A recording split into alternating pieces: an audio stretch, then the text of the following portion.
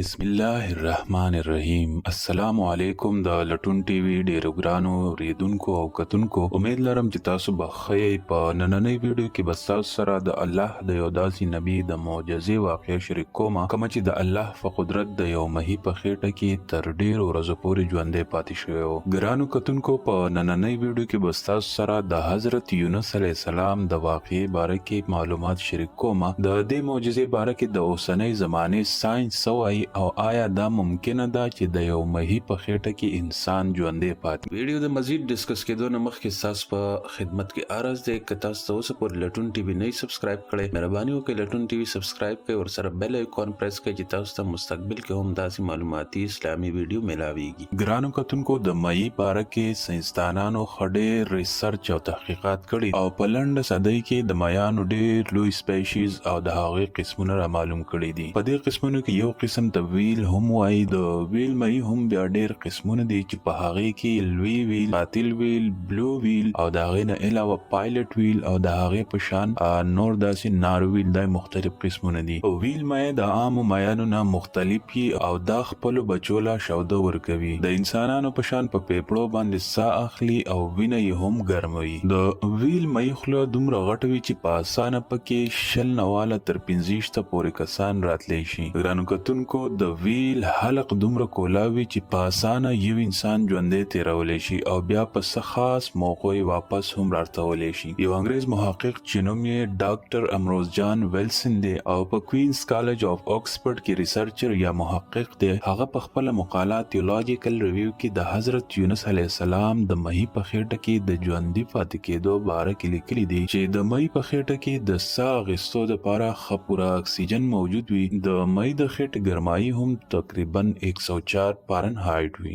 ګرانو کتونکو، دغه شان په 1890 کې په پاکلینډ کې یو څو کسانو د جهاز نه د میانو د ښکار کولو کوشش کولو چې په دې کې یو کس سمندر ته گذار شو او ویل مهي تیر کو. په ډېر کوشش 2 ورځې پس دا مهي ونیول شو او د خېټه چې اوسېرلی شوه نو هغه کس چې ژوندی راووتو. البته د مهي د ګرمۍ د وجې نه د جسم ډېر زیات نازک شوی و، کومه چې وروسته د علاج نه پس په 14 ورځو کې واپس ټیک شو. ګرانو کتونکو، په 1958 کې دغه شان په پاکلینډ کې څه کسانو د ویل مایانو ښکار کولو او د دوی نه یو کس سمندر ته پریوتو او یو مهي تیر کړو. دا مهي هم ونیول شو او خلکو په تبرګو باندې د خېټه څیرل شروع کړل چې دوی ته محسوسه شوه چې په دې خېټه کې څه خوځي راخوځي. کله چې دوی دا خېټه وڅیرله نو د دوی ملګری ژوندی دننه موجود و. کله چې دا خبره په اخبارونو کې خوره شوه نو د ساينس په دنیا کې یو ډېر ناشنا خبره دا ولګېده او ډېرو زیاتو خلکو د دې کس نه انټرویو اخیستل شروع کړل او ساینسدانانو مختلفو مکالمو دپاره د خواته راتلل شروع کړل. یو مشهور محقق او ریسرچر مستر ایم ډي پاول چې کله په ده باندې خپل ریسرچ وکړو او د دې خبرې تصدیق یې وکړو نو هغه په خپله مقاله کې ولیکل چې په آسماني کتابونو کې چې کوم څه د یونس علیه السلام په باره کې لیکلی شوي دي دا بالکل رښتیا دي. همدغه شان د استرالیا یو کم 50 کلن میونیونکي ټرانسي کایس د ویل په خېټه کې تر 8 غنټو پورې ژوندی پاتې شوی و. ګرانو مینوالو، د دې هر څه تحقیق نه مخکې الله پاک په قرآن کې د یونس علیه السلام ذکر کړی دی چې څنګه هغه د مهي په خېټه کې ژوندی پاتې شو. واقعه داسې ده چې کله حضرت یونس علیه السلام خپل قوم ته ډېر زیات تبلیغ وکړو خو دوی د غلطو کارونو نه منع نه شو نو یونس علیه السلام دوی ته خبرداری ورکړو چې د الله پاک عذاب به ډېر زر په تاسو راشي او په خپله په یو سمندري کشتۍ کې کېناستو او د ځای نه روان شو. کله چې دا سمندري کشتۍ په سمندر کې د ځایه پورې لاړه نو ودرېده. د هغه وخت د رسم او رواج مطابق چې کله به کشتۍ ودرېده نو خلکو به وی چې په دې کشتۍ کې څوک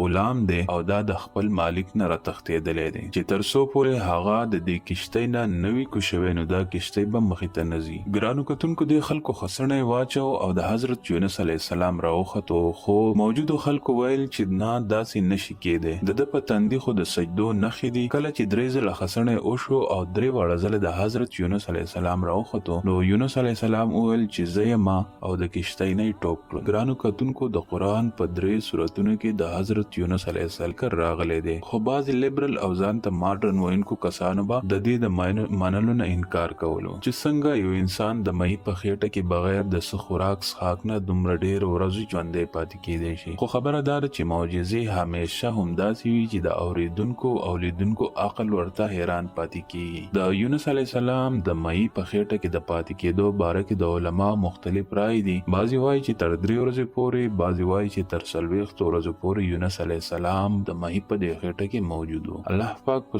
قرآن مجید کې د دې واقعې ذکر په سوره انبیاء کې داسې کوي چې مفهوم یې دا دی. او مئی والا یاد کړه څه وخت چې هغه خپه په غوسه کې روان شو او دا خیال یې وکړو چې هیڅ کله به مونږه په د باندې څه تنګستیا رانولو. نو په تورو تیارو کې आवाज وکړو چې اے خدایا ستانه بغیر بل معبود نشته، بېشکه چې هم زه زیاتې کوونکی یم. دا شان الله پاک په سوره صافات کې فرمایي چې واچولو مونږ د په میدان کې او د بیمارو او راوټو کولو مونږ په د باندې یو اونه د کدو. د علماء مطابق کله چې د الله په حکم د مئی یونس علیه السلام تر 40 ورځې پورې اوساتو او یو ورځ چې بهر په خوله راګزار کو، نو یونس علیه السلام ډېر زیات نازک شوی او ضعیف شوی او په دغه ځای کې نس ونه او نسب شین کې و. همدغه شان د حضرت ابن عباس نه روایت دی چې الله پاک د یونس علیه السلام په خوا کې یو کدو راوټو کو چې په هغه باندې د پاڼو سایه کړه او د الله د حکم په تعمیل به سحر او ماښام یو ځنګلي بیزه راتله او هغه له به یې شوده ورکول. ګرانو مینوالو، امید لرم چې دا واقعه به ستاسو خوښه شوې وي. که تاسو داسې